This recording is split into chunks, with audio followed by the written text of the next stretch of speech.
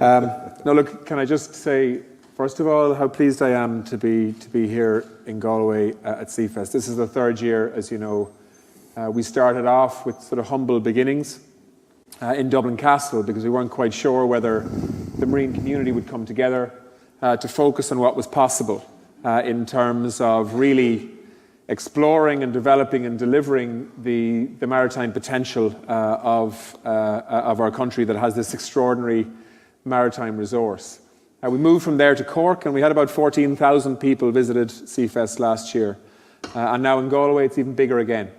So we want to build and build and build on this so that more and more people understand and realise the extraordinary potential that we have from this natural resource that needs to be protected, but also has the opportunity to give so much more back to its people than it's currently giving. And that's why I'm delighted now to be a minister that has responsibility for planning. I'm also a minister that has responsibility for water, and I particularly enjoy the maritime end of that brief, whatever about the rest of it.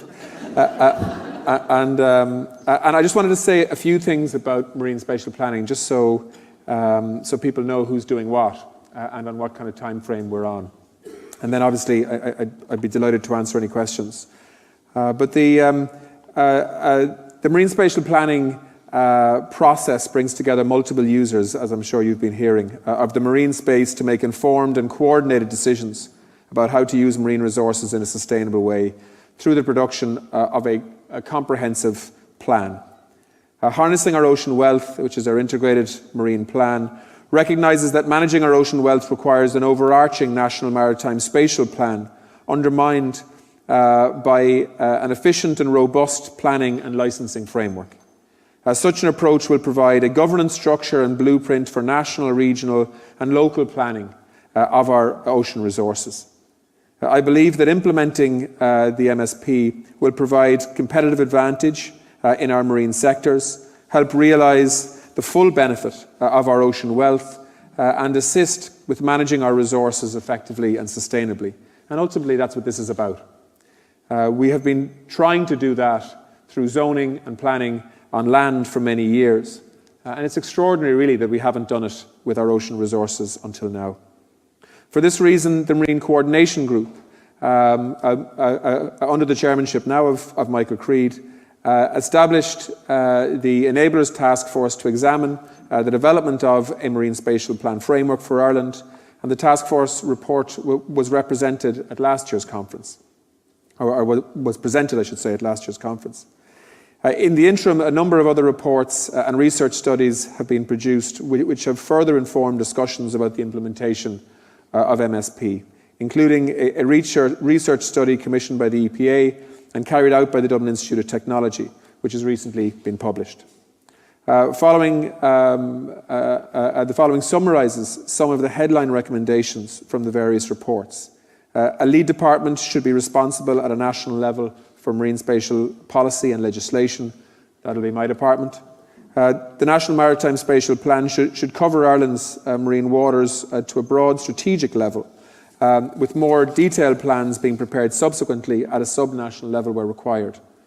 The maritime spatial plans should aim for sustainable and efficient use of marine space by maximising multiple uses and potentially zoning for preferred uses. And meaningful and early participation in the process by all stakeholders, including the general public, is essential. And we know what happens when that doesn't happen. We know that people get suspicious. People think that there are agendas that maybe aren't there.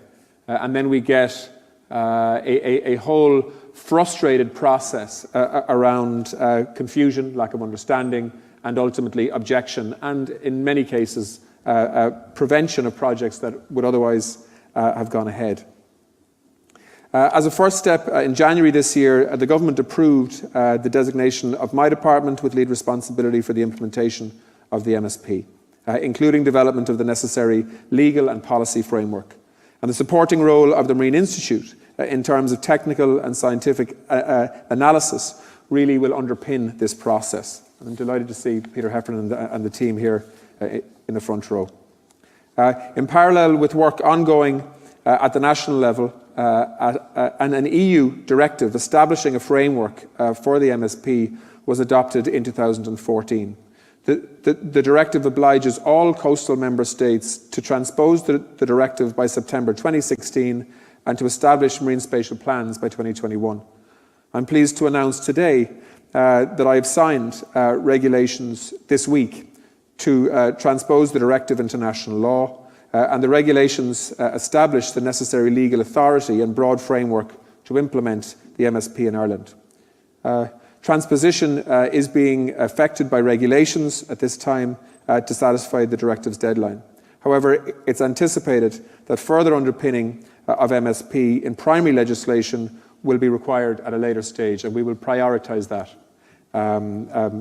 in the next year or so.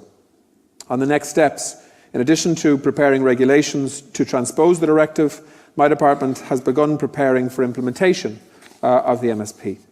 I'm ensuring that the required financial and staffing resources are being put in place for this new and permanent body of work.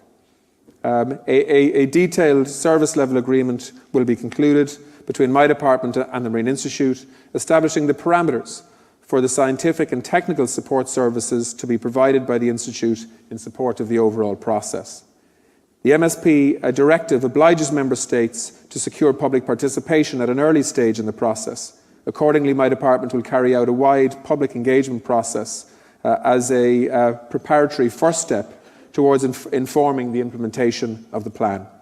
This process of engagement will be carried out at a number of distinctive levels: sectoral consultation with organisations, environmental NGOs, government departments and agencies, and of course the general public.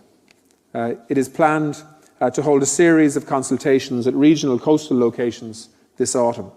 My department will in advance prepare documents and outline tools to facilitate everyone to ensure that we get everybody's views. Following on from the consultation process, a detailed plan for MSP implementation will be prepared.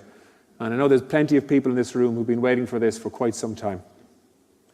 At this stage, I also want to mention briefly the work that is progressing well in my department on the preparation for a new national planning framework, which essentially is going to replace the National Spatial Strategy in Ireland.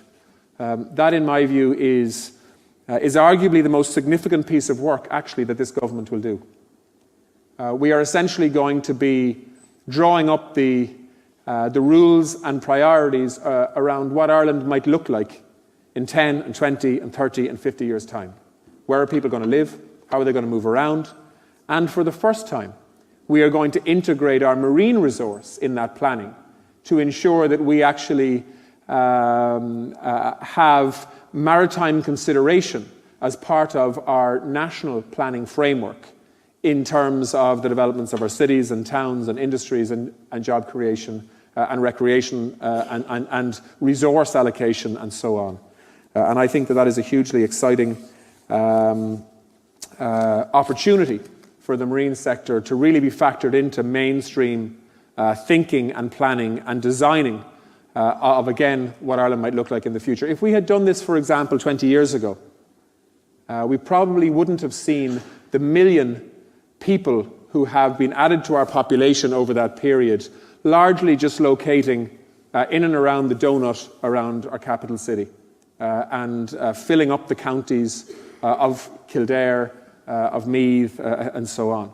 I mean, when we get a census, when we get the census figures in a few weeks' time, some people are anticipating that actually the town of Navan may well have a bigger population now than the city of Waterford. And that has happened by accident, because nobody has actually planned to deliver something more sustainable than that. And now we have an opportunity to correct that and to ensure, as our population grows in the future, and it will, that we plan for sustainable cities and indeed a sustainable management of our natural resources, including our ocean resources, in a much more sustainable and planned and strategic way than we've done in the past. And that is why the marine spatial planning process is now so important. I happen to believe that in 50 years' time, much of our energy will be derived from the oceans, whether that's through wave or whether it's through offshore wind or whether it's through other technologies that we develop. in cities like this one or in other parts of Ireland in terms of the research that is ongoing right now.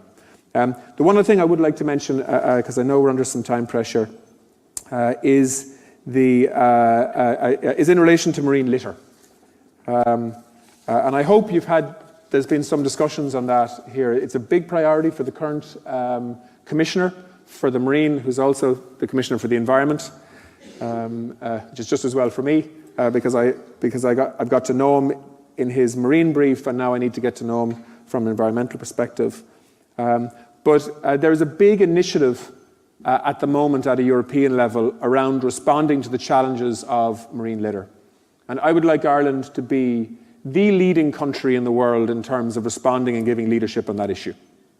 And if you think about it for a second, there are 5.25 trillion pieces of marine litter in our oceans and seas today. That's an estimate. And there are people who are confidently predicting that if we don't change course here, at some point in the next 50 years, there will actually be a more significant weight of marine litter in our seas than the combined weight of fish biomass in our seas. That is the kind of volumes we are talking about here. And we need to reverse it and change it and use technology and intelligence to be able to respond to it. And I note actually the community response, particularly in counties like Galway and indeed others, in terms of volunteerism and so on, dealing with shoreline marine litter. So there's a huge public grow for this issue. And we may well look to try and introduce some new policy in this area. Minister, you might take 2 minutes to wind up, and we'll cover some of the other areas in the discussion. Would that be okay? Of course, yeah, of course. So look, just in the last minute then, can I just say that, first of all, I want to thank everybody for being here. This is a sector and an industry that has extraordinary potential for growth and expansion and job creation. And also extraordinary potential for leisure and tourism. One of the initiatives that we took towards the end of the lifetime of the last government was to commit a very significant budget to build on the success of the Wild Atlantic Way from a marine tourism point of view, to actually create a blue way along that route, as well as a whole series of greenways. And again, it's another example of the potential, the untapped potential from the extraordinary natural resource that we have along our coastline and off our coastline. And I hope that as Seafest continues to grow year on year, we will continue to have the kind of commitment that we have from so many people here, whether it be people like Cecil Beamish at a government level, or whether it be the many researchers or academics that are here, or the companies that are building businesses on the back of this new ambition. I think if we work together on this and sell this extraordinary natural resource and opportunity on the back of that, Ireland really can develop as a global leader in multiple fields linked to the marine in a very, very exciting way. So I look forward to meeting lots of you later on. Thank you.